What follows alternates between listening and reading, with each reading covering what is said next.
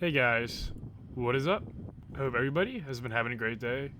Happy to be back with my 80,000 subscriber special video featuring 19 holes at Payne's Valley. If you guys enjoyed the video, please be sure to click the like button and subscribe to the channel if you haven't already, as that helps get this out to more people, which is definitely a great thing. I had a few issues with the frame rate, so I apologize for that, but I've learned a lot about my camera and filming since then, and I fixed all the issues, so that won't be a problem in the future. However, I really played solid golf, and I hit several drives over 400 yards, and also got a chance to play the famous 19th hole. So this is definitely a video I think you guys will enjoy, and you will definitely want to stick around for the duration of it. This was really an unbelievable course, and it was honestly a miracle that I was able to find the time to play this, because this was actually the day after my long drive tournament, the national championship. And by the way, stay tuned for that. The video will be coming out for that very shortly. I won't spoil how it went, but that was in Memphis, and this was about a 6-hour drive. So I basically took an extra day down here, made the 5.5, 6-hour drive up, played, and then maybe made the 5.5, 6-hour drive back down and grabbed a flight back home. So about 10, 12 hours of driving just to get this one video, but it was definitely worth it, because as you guys can see, just absolutely beautiful. And really a pleasure to play. Tiger definitely did a great job designing this course. And so got probably about a 50-footer left here up the hill, just trying to get a feel for the greens. And, I wasn't expecting too much out of this round, because keep in mind, I just finished prepping for my long drive event the day before I competed. The day before I'm playing this video. So would have been nice to play well, but I honestly surprised myself with how well I played, and that's a good sign of solid technique starting to take hold. So that's always nice to see. You guys can see here, pretty cool tee box setup there. So second hole of the day, it's 8 a.m. and then I'm hitting a 267-yard par 3. So yeah, that's definitely a nice way to get the round going. So got a 5-iron here, just trying to, and notice my takeaway, the big thing is I'm trying to get the club head traveling a little more vertical with my longer clubs, because one of the big things I see a lot of people do that gets them in trouble with long irons is they get a little too round, a little too flat on their swing, and that's going to happen a lot more easily with a longer club, because you're standing further away and the swing plane is a little flatter versus a shorter club. And the big thing with Bryson's single length irons is that you kind of mitigate that thing entirely, and so that's probably the biggest sell for single length irons, is that your swing plane is going to be completely unchanged throughout your bag. So that's kind of why he's really done well with those clubs.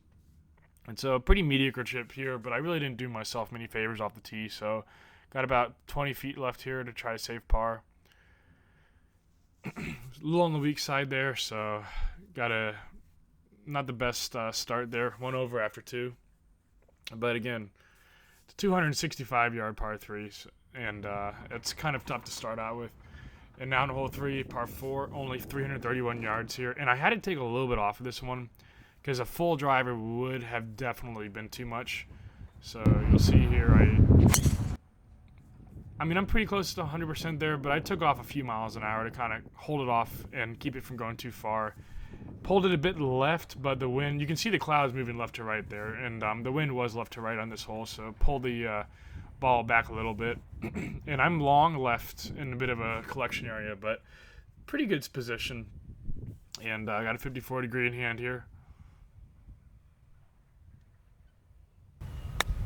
And one of the things I hope you guys notice, and I'm kind of studying this as I'm going, is if you recall, I had a really massive dip at impact, especially around the greens, and it's still there, but you might notice it was a little bit less pronounced.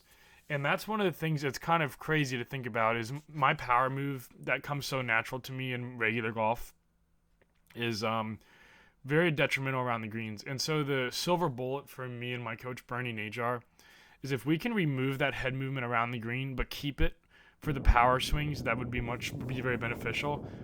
We're going to get the best of both worlds, and the head movement has slowly been fading around the greens, which is great.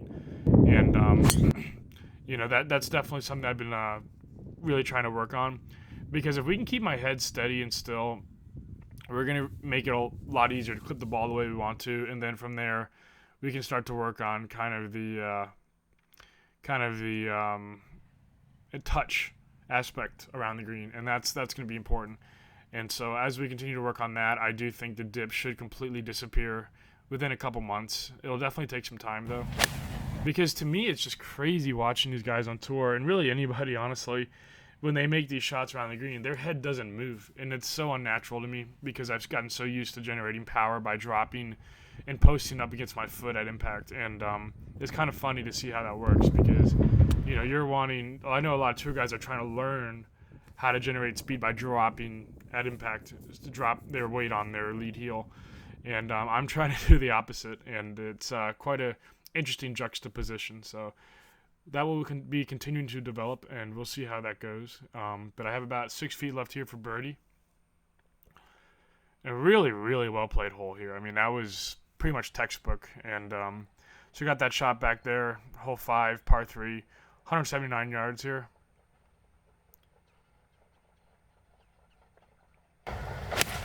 And I'm sure you notice you guys can kind of see when I take the club back, there's that kind of little first like half pump swing right before I take it back. And that's me kind of trying to remind myself to push my left wrist down so that the club doesn't start getting taken away inside the plane. And basically that's why you're noticing the club is a little bit more on plane than I think you might typically expect from me. And you can see there, that was pretty much an island green. So I kind of took a safe play here, played it at the left center of the green. And this is a pretty flat green, so I felt like I had a good chance at canning one if I just got it on the surface. And this looked good. I just left it short. But it was a kick in 3, so... And you know how I am. If I can make pars on the par 3s, I'm happy. Because my big advantage is going to be the par 5s. Down hole 6, par 4. Sound up. This is a perfect drive. I pulled it a little bit left where I wanted to pull it, but it actually gave me more direct route at the green. And this carried just over that left bunker and cut off a lot of that hole. And you can see here, absolutely perfect drive. And just up the left center, left edge of the fairway. And it really left me in an absolutely perfect spot. You can see a bunker right there, it carried. It ran out pretty nicely. 87 yards left here. And really couldn't have left myself an easier shot. The pin was kind of in between 2 mounds. So I just had to skip it just over that bunker and let it pull back. And this was such a perfect shot. I mean, I remember hitting this and thinking this might go in.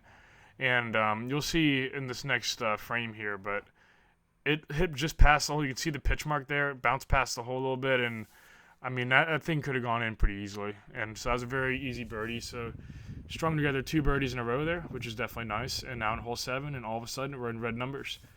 So that is definitely a good thing.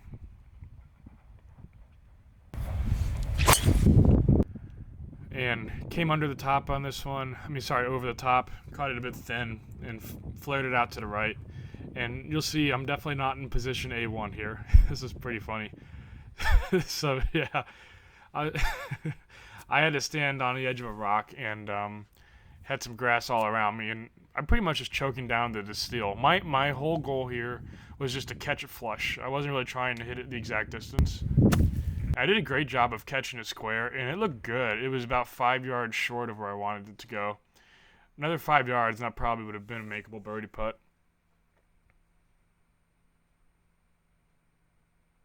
And again, notice how my head didn't move at all there, or very little, in terms of... It's okay for it to move after the strike, but what me and Bernie are looking at is, at impact, is my head above or below where it started? And that's very important for us. And we're not too concerned with the results right now, because we know the results will come once the technique gets grooved and developed. And that's kind of the way you have to think about it. It's a kind of an insidious thing that you could kind of get into this little cycle of doing without if you don't really think about it. I guess basically what I'm saying is that bad technique that's perfected can be better than good technique that's brand new to you. And that's why it's so easy, I think, for people to commit to changes. And by the way, this was probably my best drive I've ever hit. I mean, this has been my best drive I hit in a while. And it was so beautiful to see, because I'm sure you guys can see up there how the clouds... Rewind that if you want to check this out. But as I hit that shot, you'll see the back trees. The sun broke out and started shining on those back trees. And so there was rays of sun. It was against a cloudy sky. And so these sun rays actually allowed me to pick the ball up as it was falling through the clouds, which looked so beautiful, especially because I hit such a good shot. And so that put me definitely in a good spot here to keep pouring it on. And that's definitely something. It's good to be in that spot, and definitely in prime position to get back into red numbers. And I pushed one out a bit to the right. It was kind of weird because it was a bit of downhill and running away from me, so it was a weird wedge shot to hit. And you can see there, I hit it back there and spun it pretty hard off that hill. I was definitely a little long, so I probably should have hit a 50-degree into this hole. But still have an eagle putt, which is definitely a good thing.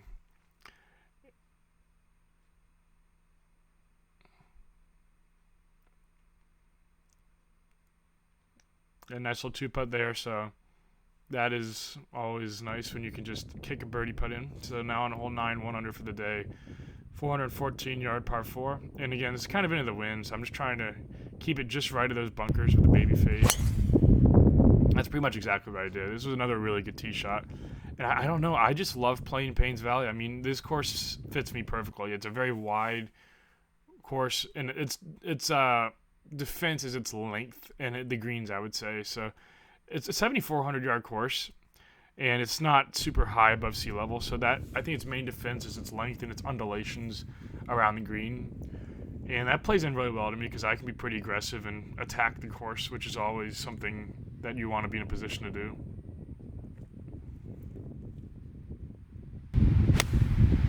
And here I kind of pulled this one a bit left. I got very fortunate that I looked at this ball where I put it, and I was about a foot away from it sliding off the green completely. I was like right on the edge of this false front. And so I was just happy to have a putt at it at this point and be on the dance floor. And it had to go over a bit of a slope there. You can see in the middle of the putt. And put it out to the left a bit. And check, if you guys are curious how fast these greens are, check this one out. Yeah, I can see it roll back a bit. These greens were probably rolling at about 11 and a half, which is vintage Tiger, because, Tiger loves fast greens, so I'm not surprised about that. So now on the hole 10, 1 under, and imagine hitting this shot. I mean, that pin is in the back center, so you have to, it's pretty intimidating, but it's also beautiful at the same time. And hit a really beautiful shot here, just gorgeous. I remember this shot was flighted well. I was already so high above the ground at this point from that green. You could see me thanking the guys. And so I just want to knock it down and keep it as much control over it as I could. And you can see that's where the tee box was there. Probably about, I would say, a 25-yard drop. And so that was pretty substantial. And got a good chance at birdie here. And I thought this was in all the way. I couldn't believe that stayed up. Especially if you look to the right of your screen and the left. It's clear the average lay of the land is sloping to the left. So I thought that was money, and it just didn't break. But that's golf sometimes. And hole 11 now, par 4, 1 under. And just another perfect drive. I mean, absolutely tattooed it. And yeah, this was. I honestly just looked at it because I just wanted to admire the flight. And you can see another hole here where I'm just gaining a ton of shots off the tee. And yeah, inside the cart path stakes there, really not much left except probably about a 50-yard flip wedge. And yeah, you can see from back there, really good shot. Definitely makes this course easier. So now I have second shot, the 60-degree wedge. Again, just trying to flight it in there. This is kind of going to be the money zone for me. If I can really dial these shots in, that's where it's going to really start to make a difference. Hit an okay shot here, caught it a hair thin. And again, this is the range where I'm really trying to learn to keep my head still. It's just so hard for me. I don't know why. I think my entire body is just learning to go fast. And learning this new pattern is very difficult. But I think we're making incremental improvements every day. And they're just a total misread, unfortunately. And that's going to happen. I mean, keep in mind, it is my first time playing this course. And it's not like I got a practice round. I left my hotel at, probably right after I competed the day before this, got in at midnight, and I woke up at 6 a.m. to start at 7 a.m. because the story here is there were no tee times. This place is booked through probably this point the rest of November, but what they let me do is get out ahead of the tee times, but behind the maintenance crew. So I had like a 7:30 tee time. And yeah, and I played, practiced a little bit, and drove back to Tennessee. Got back in at about 8 or 9 p.m. and flew out the next morning. So I didn't get too much of a chance to dial things in, which is why I was really surprised at how well I played. And again, you could see the technique is definitely a little different, and this was not a good shot. And you know, it is what it is. I'm gonna have bad shots. Especially with my new techniques being grooved, it'll probably be very volatile in my game. But I think what's gonna happen is the things that are starting to get grooved are gonna start really stepping up to make up for any issues I have with the new stuff. And yeah, that sucks. You know, it's just very frustrating to hit, you know, the tee shot I hit off that hole, and to dominate a hole that much off the tee, and then just to do that. But we're working on it. And now up to the 653-yard par 5, and into the wind uphill. This was not an easy hole. And so just trying to build on that 100 par round. And I came out of this one a little bit across, hit it thin too, flared it out to the right, and this is a no-go zone right there. I was hoping I'd get lucky and get some kind of kick, but I did get fortunate in that I had a route back out to play. What I had to do, though, was I had to be very careful about the trees in my backswing, make sure I didn't hit. And see, look at that. If you guys want to rewind that, I know Tiger was famous for stopping in the middle of a swing, but I don't know how. So at the top of my swing there, I just clipped a little bit of tree, and I stopped on the downswing. And I don't know how I did it, but I think as long as you are holding the angle of your wrist, you can stop your swing. For me, the point of no return is when my wrist starts to release. So I've done this before in long drive, where I've started my downswing with the intention of swinging 150 miles an hour, and I stopped my swing because I held that angle. And so, by the way, smash a like on the video for the most ridiculous, no shot, I guess you could say. I think that was pretty cool. Hit a really good shot in there. Thought this was going to be really close, but unfortunately it was way short. But it was right at it. And I gave this one a pretty good whack, and didn't quite get it there. So I have about 6 feet left here to save par, which would definitely be a good par here. And I thought this was good and just slid, and it was a little annoying. And by the way, something I forgot to mention that I would love to get you guys' opinion on it. What I might do actually is put it in like text at the very beginning of the video. So if I did do that, I apologize for bringing it up again. But something I've been really wanting to do is play every single top 100 golf course in the world. In the United States next year. There might be ones I can't get to, but I think if you guys would really love to see me play top 100 golf courses and try to have a bucket list where I play at least maybe 80 or 90 of them next year, let me know, because I feel like that would be a really entertaining video series, and I would love to do that. And I'll probably put some kind of thing at the beginning of the video, I don't know, but if that's of interest to you guys, I would definitely love to hear it in the comments section below. And so now I got about a 60-footer here, and I got to throw this thing way up there. Way up there. And this is definitely hard to have that kind of confidence when you're playing a golf course for the first time, and it still breaks way below the hole. And that was, to me, that's just insane to see how far that actually moves. And that was definitely a good 2-putt there to stay even par. And yeah, that was about probably 40 feet off the ground. I got very lucky here with the gear effect. Hit this way low and left on the face, but I got away with it. Turned out really good. You can see in my drive up here, ball dead center of the fairway. It's probably ran like 40 yards. So a really good situation there for how bad of a swing I made. And so yeah, I got about 167 yards left with a 7-iron. You can see me choking down. There was a lot of wind on this hole, especially. And so I was just trying to punch this one under the wind a little bit. Pull this one a bit left, but luckily since I hit a punch shot, it didn't get too far offline. And now this is one I'm sure you guys are going to enjoy. So that green does not start till the edge of that hole. So that ball just now got on the green. That was all fairway that I putted through. And I was just, at that point I was like, this looks fun, and it worked out really well. And another 237-yard hole with an 8-iron here. And another crazy elevation change. Pulled this one a bit left and ended up going long of that bunker on the left there. So I probably should have hit a 9-iron, which is definitely crazy. And something interesting to note, this was actually supposed to be the par 5 originally, and the par 3 was supposed to be 17. And then the par 4, and then 18 was going to be a par 4. So if you look at the original design map, these were actually routed a little different, which I thought was pretty interesting. I'm not sure why they decided to switch it, but I thought this definitely was pretty cool too. So you could see 18 all the way on the other side of that lake there. And I know you guys are already getting excited for hole 19, so we're almost there. And I thought that was a good putt. You know, I couldn't believe it stayed up. Just more frustration. But I mean, I'm still happy with how I'm playing, you know. I mean, keep in mind, I just competed in a long drive event the day before. So you can see pretty beautiful sights there. Yeah, it definitely looks beautiful. And now, no, 17, 487 yards, sound up. And I pulverized this one. I mean, this was absolutely perfect. And carried right over that bunker. 370 yards of carry, and this got some run on it too. And you can see me my hair is starting to bother me because it's getting so windy.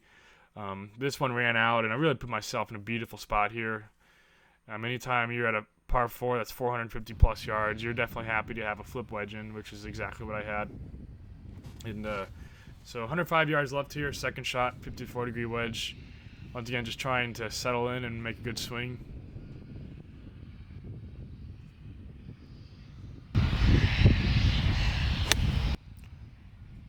And this was right at it, but went a little long. I mean, I think one of the things I still deal with trying to work on is, I think a lot of the time when you hit such a good drive like that, and you know you've gained a significant amount of shots off the tee right there, I think you kind of put a little pressure on yourself to convert and take advantage of it, I guess you could say. And that's kind of one of the things I'm always working on is trying to understand that your previous shot shouldn't have any bearing on your next shot. So if you hit a horrible shot, you shouldn't be pissed off and compound that error. And if you hit a great shot, you should really take care to not feel pressure to take advantage of that. I guess a good way of saying it is people are getting nervous because like, oh, I don't want to waste that shot. Well, it's already happened, and you've already reaped the benefits statistically by being closer to the hole. So if you put that in your head, then you kind of feel like you've already gained that shot, and it's there, and it's been gained, and now it's just a different shot. You know, instead of thinking, oh my God, you know, I better take advantage of this. Just think, oh, I'll just hit another good shot next hole. You know, it takes the pressure off for sure. And you can see here, I actually tucked my hair into my shirt because the wind was just dead into me at this point. And ended up pulling this one a bit left.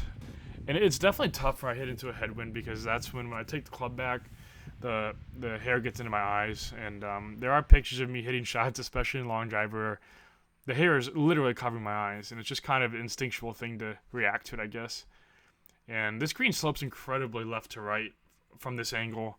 I should have probably aimed further out to the left. This green, like if you're coming up on it, like you'll see what I'm talking about. It is so back to front. I mean, that almost looks like a golden tee hole. You know what I'm talking about? And so you definitely got to make a good stroke to get it there. And yeah, that would have been a nice putt to shoot even par. But I mean, honestly, I'm 1 over on this course. I don't think is that bad. And here it comes. I mean, this was unbelievable. Like the drive up here, it's next level, man. I mean, you're driving literally through waterfalls to get there. It's just so cool. And I mean, I'll tell you what, I've never played a hole like this before. And it's probably one of the most exciting things to be a part of.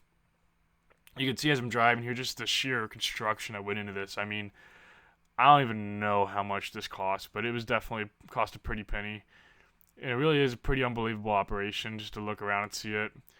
If you guys want to pause and read that, go ahead and do that.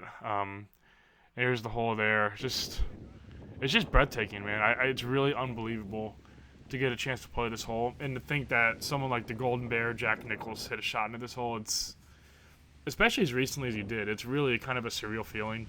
And yes, I hit at least 4 shots in this hole because I was not going to just hit 1 shot into this hole. This was a really fun hole to get to hit a couple shots on, and a couple of the staff members wanted video as well. So it was cool I got to spend like probably 30 minutes on this hole hitting some different shots, and it was a lot of fun.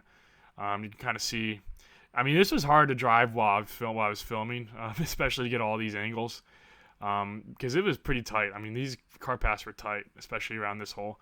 Pretty interesting to note, that bunker that you see in front actually sits under the water, below the water. So and it was amazing just to get a chance to experience that hole. And so here's my putt for 2. And I thought it was good, and it slid by. So I'll knock that one in to get away with the par 19 and 1 over 73 for my 18 at Payne's Valley. So I hope you guys enjoyed that video. Please like, comment, subscribe, and I will see you guys next time.